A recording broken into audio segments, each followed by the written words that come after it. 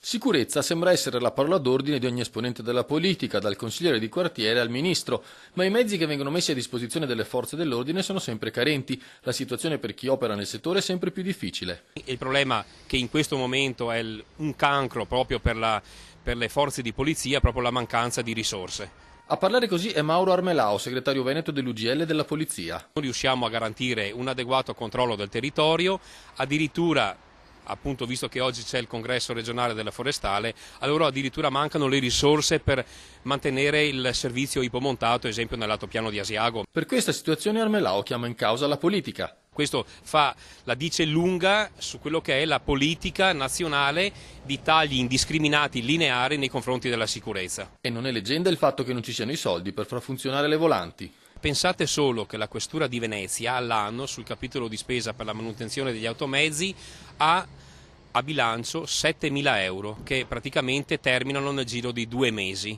L'occasione di affrontare questi temi è stata data dalla nascita del coordinamento regionale dell'UGL per la sicurezza. Segretario è stato eletto Fabio Napoli del Corpo Forestale dello Stato. Anche i forestali lamentano la disattenzione della politica.